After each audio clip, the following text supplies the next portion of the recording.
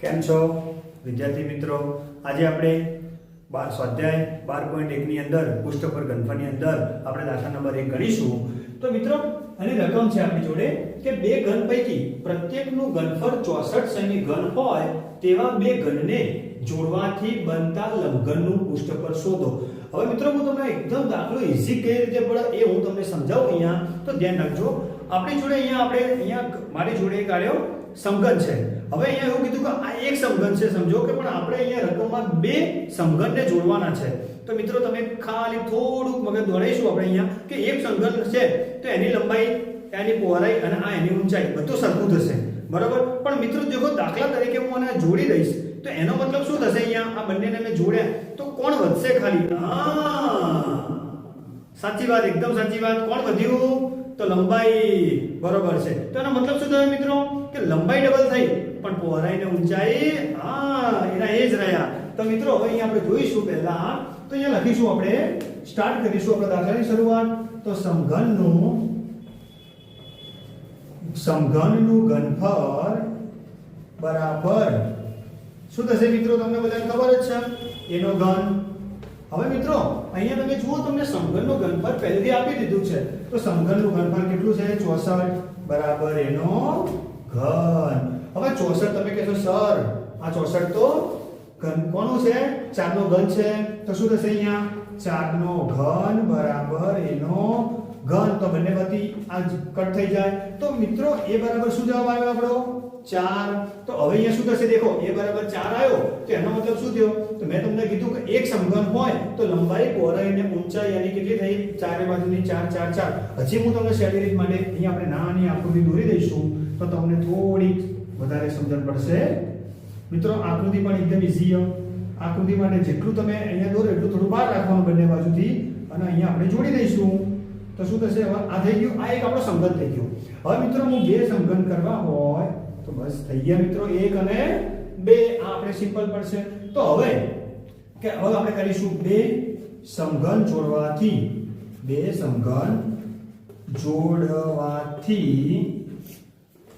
બનતા લંબઘન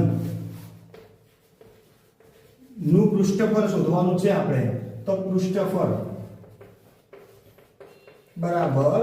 હવે મિત્રો પહેલા તો આપણે કરી દઈશું, અહીંયા સાઈડમાં એવું લખી દઈશું કે તમે અહીંયા કીધું કે આપણે a બરાબર 4 આવ્યો તો આપણે l બરાબર શું થશે? કારણ કે આપણી લંબાઈ ડબલ થઈ તો 2 ગુણ્યા 4 બરાબર 8. પછી b બરાબર તો આપણે 4 જ રહેશે અને h બરાબર પણ 4. તો આપણે સૂત્ર લખશું. બોલો લંબઘનનું સૂત્ર શું? તો આપણે બધા સૂત્ર એકવાર રિપીટ કર્યા હતા. લંબઘનનું સૂત્ર શું થશે? 2 કૌંસમાં lb વત્તા BH વત્તા HL બરાબર. તો હવે આપણે શું કરીશું? કિંમત મૂકી દઈશું એની, બરાબર. તો 2, ચલો L કેટલો છે? 8. 8 ગુણ્યા 4 વત્તા 4 ગુણ્યા 4 વત્તા સોરી અહીંયા આપણે H કેટલો છે આપણો? 4. તો શું થશે? બોલો 4 ગુણ્યા 8. ચલો મિત્રો હવે અહીંયા થશે શું? 2 અને 8 ચોકુ 32 વત્તા ચોકુ 16 વત્તા 8 ચોક 32. આ બધાને આપણે શું કરીશું? સરવાળો. તો સરવાળો કરીશું એટલે શું મળશે આપણે અહીંયા? 32 અને 32 કેટલા થયા? 64. 64 ને 16 80. તો મિત્રો 80 ને આપણે અહીંયા 2 વડે ગુણીશું એટલે આપણને જવાબ શું મળશે? 160 સેન્ટીમીટર ઘન. આ આપણો શું થઈ ગયો? પહેલા દાખલાનો જવાબ. મિત્રો જુઓ એકદમ આસાનથી આપણે આ દાખલો સરળતાથી આપણે ગણી લીધો. તો મિત્રો હવે આપણે મળીએ દાખલા નંબર 2 સાથે. વિદ્યાર્થી મિત્રો આપણે દાખલા નંબર 2 જોઈશું. દાખલા નંબર 2 ની મિત્રો રકમ છે, એક પોલા અર્ધગોલક ઉપર એક પોલો નળાકાર બેસાડેલો હોય એવું એક પાત્ર છે. તો મિત્રો પહેલા આપણે આ અડધી રકમ ઉપરથી જ આપણને ખ્યાલ આવી જાય કે દાખલો શું કહેવા માંગે છે. તો દેખીએ આપણે, તો એને એવું કીધું છે પહેલા કે એક પોલા અર્ધગોલક ઉપર, એટલે પહેલા આપણે અહીંયા અર્ધગોલક દોરીશું મિત્રો, બરાબર. આ આપણો અર્ધગોલક, એની ઉપર એક પોલો નળાકાર બેસાડી દઈએ. આપણે નળાકાર બેસાડી દીધો. હવે શું કીધું છે? હોય તેવું એક પાત્ર છે, અર્ધગોલકનો વ્યાસ 14 સેમી. તો આપણે અહીંયા લખીશું કે અર્ધગોલકનો અર્ધગોલકનો વ્યાસ 14 સેમી છે મિત્રો, અને વાસણની ઊંચાઈ 13 સેમી. તો સમજી લો કે આ ઉપરનો જે નળાકાર અને આ અર્ધગોલક બંનેનું થઈ અને આપણી જોડે અહીંયા છે 13 સેમી. બરાબર, બંનેની વાસણ મતલબ કે વાસણની અંદર બે વસ્તુ છે, આપણી જોડે અર્ધગોલક છે અને બીજા નંબરે નળાકાર છે. તો વાસણની અંદરની સપાટીનું પૃષ્ઠફળ આપણે શોધવાનું છે. તો આપણે અહીંયા કરીશું શું? સૌપ્રથમ તો અહીંયા આપણે લખીશું કે અર્ધગોલકની ત્રિજ્યા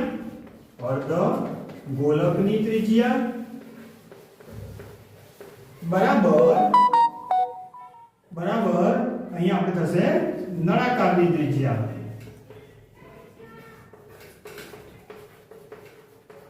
देखो तो અહીંયા આપણે અર્ધગોલકની ત્રિજ્યા અને નળાકારની ત્રિજ્યા, તો આપણે હવે અહીંયા શું કરીશું? અહીંયા તો બોલો આપણો વ્યાસ કેટલો હતો? 14 સેમી. બરાબર છે ને? તો શું કરીશું? r બરાબર 14/2 એટલે અહીંયા આપણે થશે r બરાબર 7 સેન્ટીમીટર. હવે અહીંયા ધ્યાન રાખજો મિત્રો. તો હવે આપણે કરીશું શું? તો અહીંયા આપણને કુલ ઊંચાઈ કેટલી આપી છે કે અહીંયા આપણે એવું કીધું વાસણની કુલ ઊંચાઈ. તો દેખો તો અહીંયા આપણે લખીશું કે નળાકારની ઊંચાઈ બરાબર આપણે અહીંયા લખી દઈએ કે વાસણની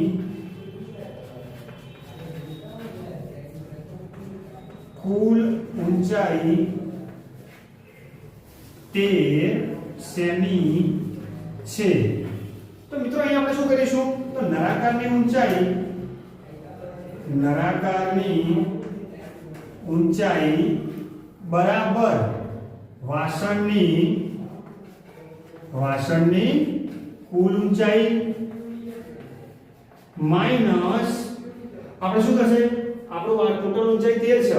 બરાબર, તો શું કરીએ કે વાસણની કુલ ઊંચાઈ માઈનસ અર્ધગોલકની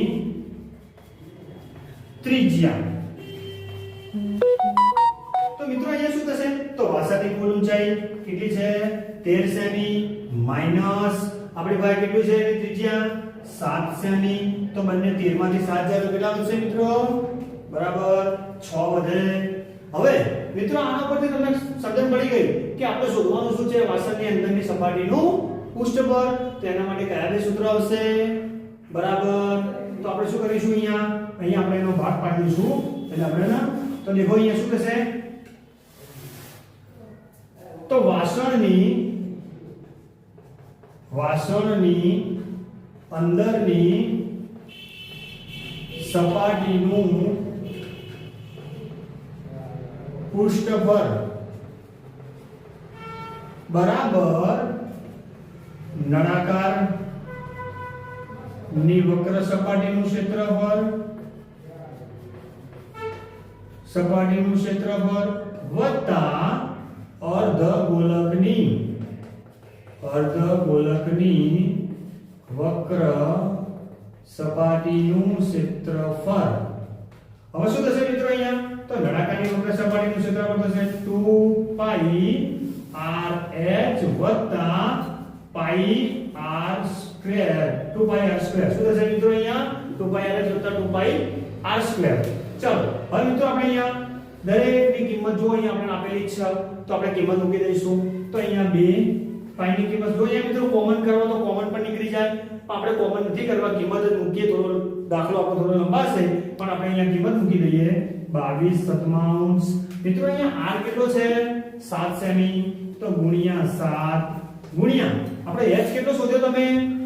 h આપણો 6 આવ્યો વત્તા 2 ગુણ્યા 22/7 ગુણ્યા મિત્રો જો અહીંયા આપણને r આપ્યો છે 7 સેમી પણ અહીંયા શું છે? r સ્ક્વેર એટલે 7 ગુણ્યા 7. તો મિત્રો અહીંયા 7 7 કટ થઈ ગયા. અહીંયા પણ એવી જ રીતે 7 7 શું થઈ જશે? કટ થઈ જશે.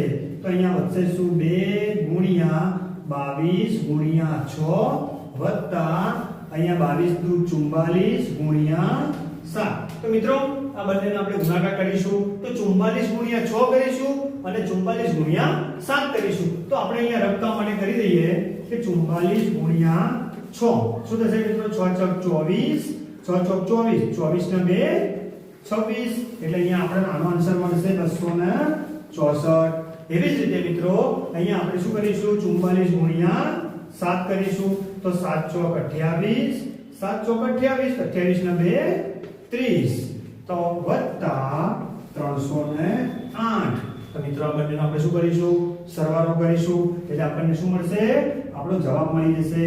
તો આ બંનેનો સરવાળો જો ખબર ના હોય તો તમને શીખવાડી દઉં. 8 ને 4 12 ની સીધી રીતે કરો તો આવી રીતે કરી દેવાનું. નહીં તો આપણે સરવાળો કરી દઈશું તો 264 વત્તા 308. 8 ને 4 12, 6 ને 7 5. ચલો જવાબ આવે મિત્રો આપણો 572 સેન્ટીમીટર સ્ક્વેર.